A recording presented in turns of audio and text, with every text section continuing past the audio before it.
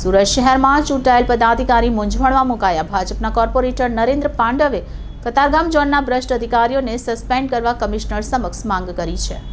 ભાજપના કોર્પોરેટર નરેન્દ્ર પાંડવે કતારગામ ઝોનના ભ્રષ્ટ અધિકારીઓને સસ્પેન્ડ કરવા કમિશનર સમક્ષ માંગ કરતા સુરત શહેરમાં ચૂંટાયેલ પદાધિકારી મૂંઝવણમાં મુકાયા છે. અધિકારીઓ સામે અનેકવાર રજૂઆત કરવા છતાં કોઈ કાર્યવાહી નહીં કરતા ભાજપના કોર્પોરેટર નરેન્દ્ર પાંડવની કમિશનર સમક્ષ માંગ કરી છે.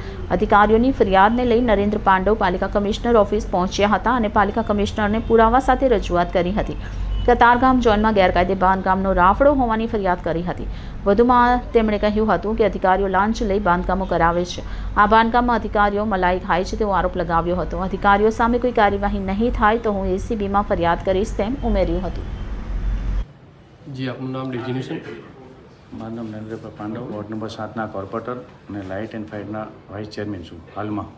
શું ફરિયાદ લઈને આવ્યા, શું આક્ષેપો? મને અરજદાર તરીકે અરજી આવેલી હતી. એમાં મારા કતારગામ ઝોનમાં 50 થી 70 બાંધકામ હતા, ગેરકાયદેસર બાંધકામ. અને એમાં રજૂઆત એવી હતી કે અત્યારે 50 થી 70 ગેરકાયદેસર બાંધકામ થઈ રહ્યા છે. જે બાંધકામ પૂર્ણ થઈ જાય પછી જૂની તારીખમાં આકારણી કરી અને એની ઇમ્પેક્ટ ફી સાથે સેટિંગ કરી અને લાખોનું ઉઠલ પાઠલ કરી એનું કાયદેસર કરી રહ્યા છે એવું મને જાણવા મળેલ છે. જેથી મેં આજે કમિશનર સાહેબને રજૂઆત કરવા આવ્યો છું અને કમિશનર સાહેબ એની ઉપર પગલાં લેશે એવી મને વિશ્વાસ છે. કઈ રીતના આક્ષેપો, કઈ રીતના અધિકારીઓ સામે આક્ષેપ તમારા? મારી સાથે જે અરજદારે જે અરજી આપી છે તેમાં બધા 50 થી 70 છે, નામ સહિતના છે. જુનિયર ઇજનેર જિજ્ઞેશ પટેલ છે, શરદ ઝાલાવડિયા છે, આદિત્ય ગાંધી છે, જય નારોડિયા છે અને કમિશનર સાહેબનો બી લેટર છે એમાં કે જે કોઈ ગેરકાયદેસર બાંધકામ થતું હોય તેના ઉચ્ચ અધિકારી પગલાં લઈ શકે. તો શું કામ ઉચ્ચ અધિકારી પગલાં નથી લેતા? જેથી મને સંતોષ ના થયો એટલે કમિશનર સાહેબ પાસે આવ્યો છું અને એમને રજૂઆત કરી છે. શું છે મિલીભગત, શું હોય છે? મિલીભગતમાં તો કેવું છે કે 3-3 માળના પ્લાન પાસ હોય અને 6-6 માળ 7-7 માળના જો ગેરકાયદેસર બાંધકામ થતા હોય તો એ તો વ્યાજબી નથી ને. કમિશનર સાહેબને મેં એ પણ કીધું કે બેન એક કામ કરો, આપણે પ્લાન પાસ કરવાની કોઈ જરૂર નથી. જેને ગેરકાયદેસર કરવું છે બધાને કરવા દો નહીં.